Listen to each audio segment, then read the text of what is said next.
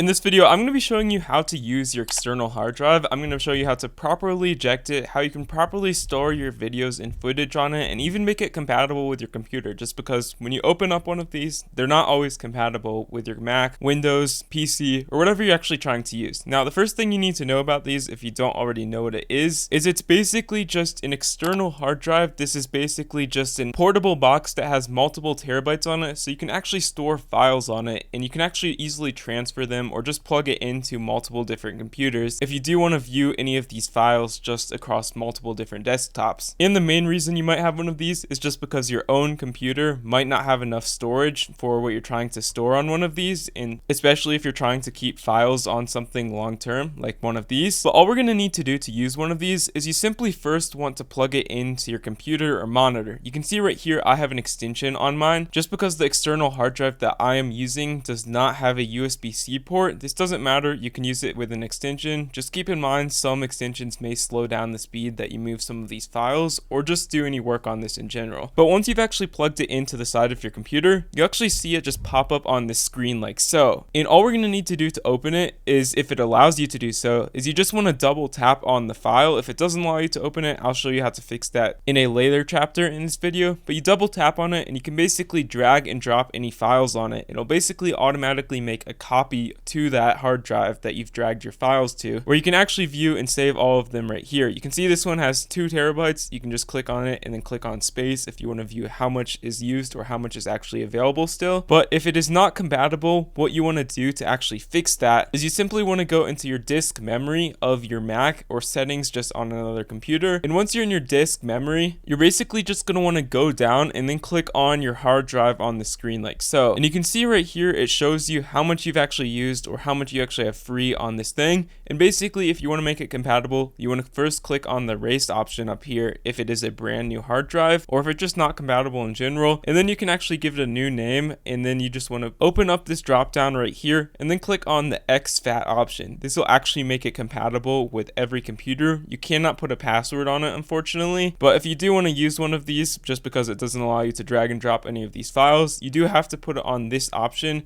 and then click on the erase option, and that will allow you to do it. Now in this case, I have already erased mine, so mine is already compatible with my computer and all the computers that I'm using, so I'm good to go on that. But once you've done that, you should be good to go, and it should allow you to simply open the hard drive and view and drag and drop files onto it on your computer. Now if you wish to delete files on it, all you're going to need to do is you simply open up your hard drive and then you can just simply delete them. You can right click on them or you can just hold Control Delete to delete any of the files that you wish to. And if you want to properly eject it, this is how you properly eject it, which is really important when it comes to not corrupting any of these files that you may have on your hard drive, is instead of just unplugging it straight from your computer, this is something you absolutely shouldn't do just because files can get corrupted or just fall apart. It has happened before, so I recommend not doing that. What you're going to want to do is you just want to right click on the hard drive just on your computer, and then you want to click on the eject option. And once you click on the eject option, you have the safe ability to just unplug it straight from your computer, and that's how you properly eject it. It's okay if you unplug it if you're in a rush or something, but it's better just to have the practice of right clicking on it and clicking eject. If you found this video helpful, please consider leaving a like on it down below and subscribing to the channel if you're new. Thank you so much for watching.